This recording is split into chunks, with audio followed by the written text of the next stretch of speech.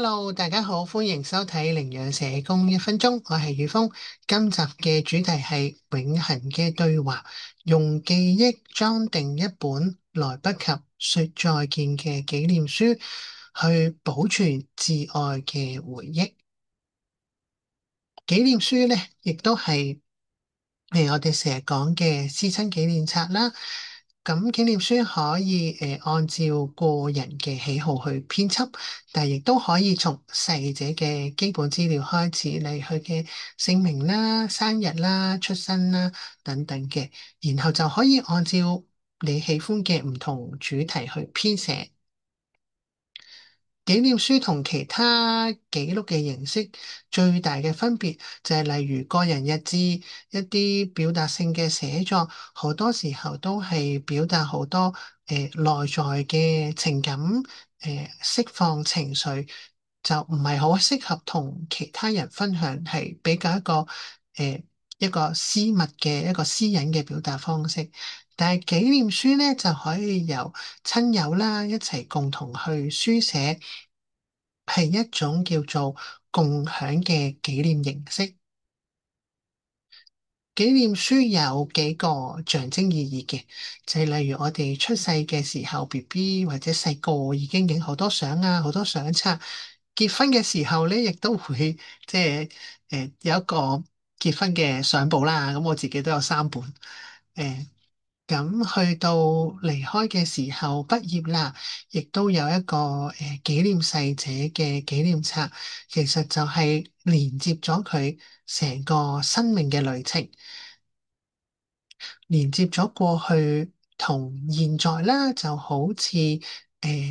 條橋樑咁樣，讓我哋去 connect 逝者，讓逝者嘅精神啊、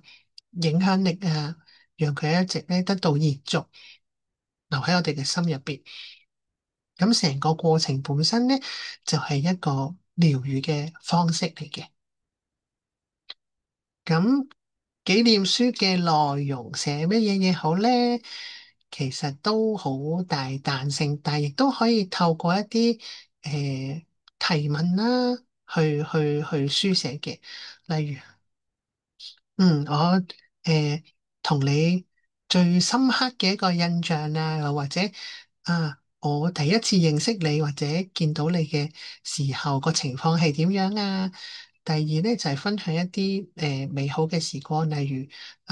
我最中意咧就同你一齊做乜乜乜乜乜，係啦。例如我最記得咧就係同你一齊去食麥當勞啊，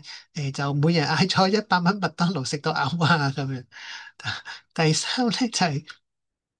對方嘅性格優點啦，例如我最欣賞你嘅係乜乜乜啊，我最中意你嘅地方係乜乜乜啊咁樣。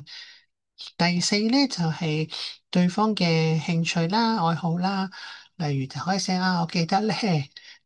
你最中意咧就係啦，唔聲放臭屁啊咁樣，係啦。又或者我記得咧你最中意咧瞓覺嗰陣時扯鼻鼾啊咁樣。咁另外就可以寫下一啲佢好特別嘅嘢啦，例如佢有冇啲咩口頭禪啊，有冇啲咩金句啊咁樣。咁呢度個 PowerPoint 冇嘅，PowerPoint 冇嘅。即係如果有開聲聽嘅朋友咧，就會聽到啦，就係我最中意就係問佢哋，逝者有冇啲係即係好搞笑嘅嘢啊，或者曾經誒擺擺個大烏龍嘅嘢啊咁樣。通常一傾到呢啲咧，就會又喊又笑咁樣。嗯，咁另外咧，一啲我哋叫做療愈性嘅提問啦，亦都可以放喺入邊。例如，當我掛住你嘅時候，我會做啲乜嘢嘢去紀念你啊？又或者我會用咩咩嘅方式嚟 keep 住我同你嘅關係，去 keep 住我同你之間嘅記憶。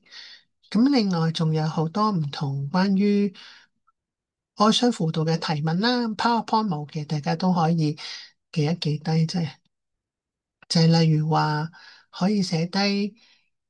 有啲乜嘢嘢，有啲乜嘢嘢係誒我嚟唔切講，但係我而家好想讓你知道啊。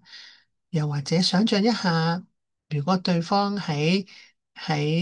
上面嚇，或者喺天家喺天國嚇，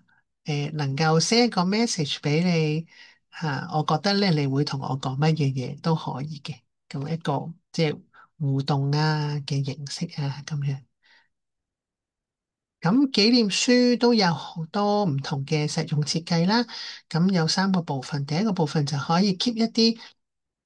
空白頁，係啦，即係讓一啲屋企人啊或者親友啊，一諗起嘅時候就有個空間去書寫啦。第二就係睇下會唔會一啲叫做一啲活動機關啊，係我太太最中意整呢啲，就係或者會唔會有啲口袋咧可以攝啲相啊，黐啲相落去啊咁樣。咁第三就係分類嘅標籤啦，咁主要就係方便唔同嘅主題啦，方便大家去閱讀啊咁樣。咁療愈呢個紀念書嘅頭先提到佢有一個即係療愈嘅力量啦，係啦，其中一個咧就係同逝者之間嘅一個連結，一個聯繫，即係每當你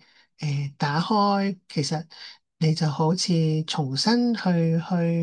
同佢相處啦，重新去認識佢啦。咁喺創作嘅過程本身亦都有一個療愈嘅作用，就係協助我哋重新去擁抱呢一份嘅失去啦，同時間亦都去擁抱曾經擁有嘅呢個咁珍貴嘅關係。咁啊，多謝大家收睇《靈養社工1分鐘》呢個 YouTube channel。如果你對我哋嘅資訊有興趣，邀請你免費訂閱我哋呢個頻道，期待喺下一集再同大家分享。拜拜。